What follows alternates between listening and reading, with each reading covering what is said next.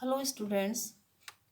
तो बेटा आज हम कृतिका का पाठ तीसरा साना साना हाथ जोड़ पढ़ेंगे। तो साना साना हाथ जोड़ का अर्थ है साना साना छोटे छोटे हाथ जोड़कर लेखिका प्रार्थना कर रही है।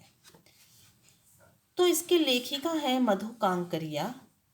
महानगरों की भाव शून्यता, भागम भाग और यंत्रवत जीवन की ऊब मधु जी को दूर दूर की यात्राओं की ओर ले जाती है और उन्हीं यात्राओं के अनुभवों को उन्होंने अपने यात्रा वृतांतों में शब्दबद्ध किया है।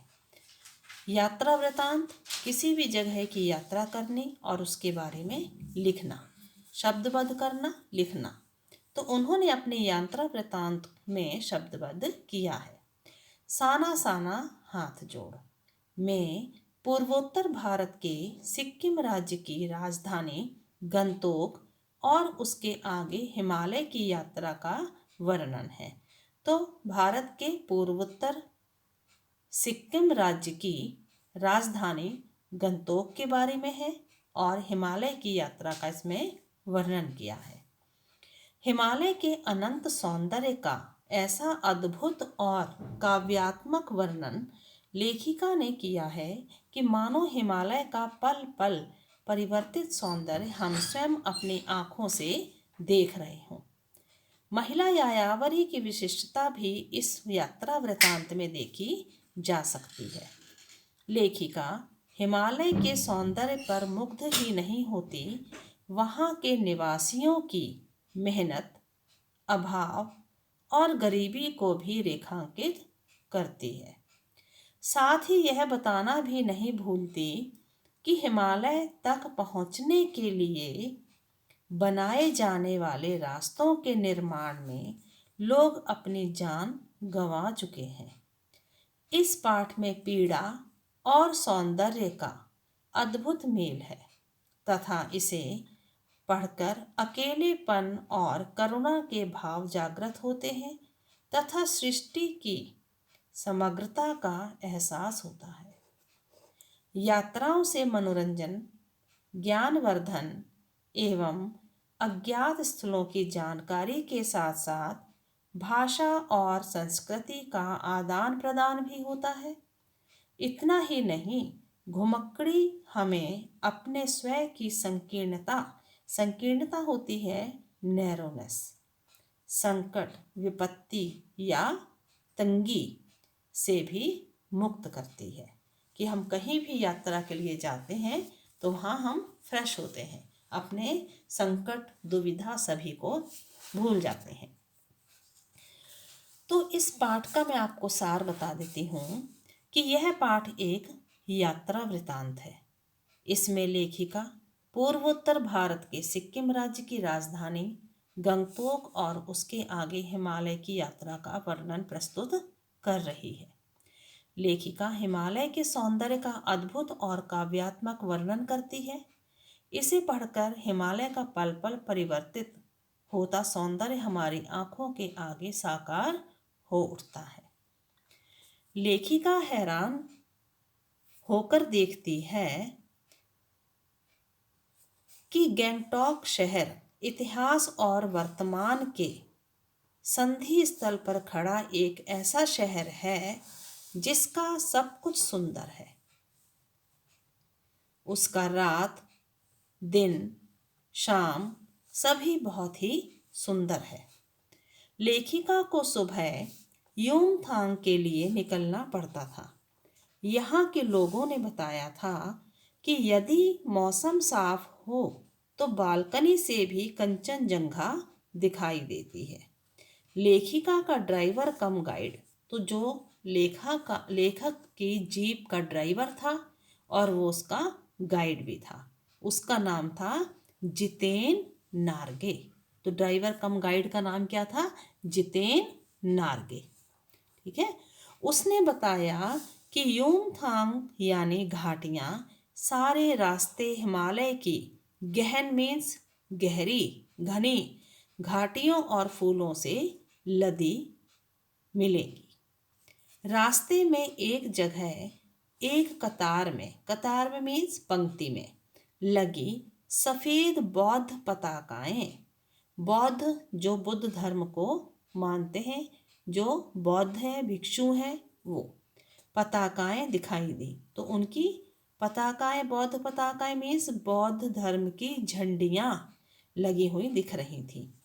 नार्गे ने बताया जब किसी बुद्धिस्ट, जो बौद्ध धर्म के होते हैं, बुद्धिस्ट की मृत्यु होती है तब उसकी शांति के लिए यह पताकाएं शहर से दूर किसी भी पवित्र स्थान पर 108 पताकाएं फहरा दी जाती हैं। तो जब भी किसी बुद्धिस्ट की मृत्यु होती है तो उसकी शांति के लिए शहर से दूर पवित्र स्थान पर कितनी पताकाएं फहराई जाती हैं? 108। इन्हें उतारा नहीं जाता, ये धीरे धीरे अपने आप नष्ट हो जाती हैं। किसी नए काम की शुरुआत में रंगीन पताकाएं लगाई जाती हैं। जब भी कोई अच्छा कार्य, कोई काम शुरू करते हैं कोई काम को, तो तब उस समय खुशी के मौके पर रंगीन पताकाएं लगाई जाती हैं और किसी बुद्धिस्ट की मृत्यु पर सफ़ेद रंग की पताकाएं फहराई जाती हैं। एक स्थान पर जितेन ने बताया कि इसका नाम कवि लॉन्गस्टॉक है। यही गाइड फिल्म की शूटिंग हुई थी। गाइड फिल्म बहुत पुरानी है, उसकी शूटिंग भी उस जगह पे हुई थी। एक स्थान पर एक कुटिया के भीतर एक चक्र घूम रहा था। तो आगे उन्होंने ये देखा कि एक कोई कुटिया बनी हुई है, छोटी सी, जिसके अंदर एक चक्र व्हील घूम रहा था। इसे नार्गे ने प्रेयर व्हील बताया। उसके घुमाने से सारे पाप धुल जाते हैं। ये मान्यता है वहाँ की कि उस जो व्हील को घुमाएगा उसके सारे पाप धुल जाएंगे। लोगों की आस्थाएं, विश्वास, अंधविश्वास, पाप पुण्य के बारे में सोच एक सी है। तो भारत में हम किसी भी कोने पर कहीं भी चले जाएं तो जो हमारी सोच है वो सभी की एक सी ही मिलेगी। लेखिका संकरे मीन्स टाइट, और जलेबी की तरह मीन्स घुमावदार रास्ता, बिल्कुल घुमावदार रास्तों से गुजर रही थी। वह माया और छाया के अनूठे खेल को आंखों में भर रही थी। उसे पहली बार एहसास हुआ कि जीवन का आनंद यही प्राकृतिक सौंदर्य है, कि उसे वहाँ का प्राकृतिक सौंदर्य इतना अच्छा लगा कि उसे ये हो गया कि जीवन का सारा आनंद मुझे यहीं पर मिल गया है। मार्ग में उसने देखा कि कुछ पहाड़ी औरतें कुदाल और हथौड़ों से, कुदाल गेती जो दोनों तरफ से नुकीला औजार होता है जिससे हम जमीन को खोदते हैं, तो हथौड़ों से पत्थर तोड़ रही थी। ठीक है, तो वहाँ की औरतों के मेहनत के बारे में लेखिका ने लिखा है। उनका काम बहुत खतरनाक था। जितेन ने उसे देश की आम जनता बताया। वे बहुत कम लेकर समाज को बहुत अधिक लौटा रही थी, कि वो समाज को बहुत कम लेकर, यानी कि उनको मेहनत बहुत कम मिल रही थी, पर वो हमें बहुत कुछ दे रही थी।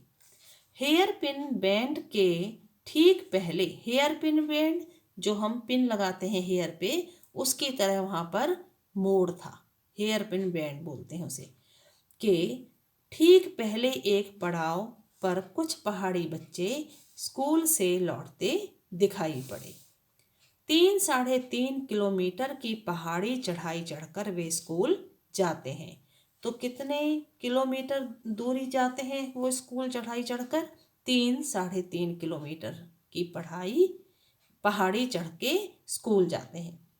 ये बच्चे पढ़ते ही नहीं बल्कि अधिकांश बच्चे अपने माँ के साथ मवेशी चराते हैं। मवेशी पालतू छोटे छोटे जानवर। पानी भरते हैं, लकड़ियों के गट्ठर ढोते हैं। ठीक है, लेखिका को आगे काले काले याक दिखाई पड़े। याक समझते हो आप? कुछ पहाड़ी औरतें गायों को चराकर वापस लौट रही थी। ठीक है, तो बेटे इस वीडियो में आपको मैं यहीं तक बता रही हूँ। इसका अगला सारांश मैं अगली वीडियो में बताऊंगी।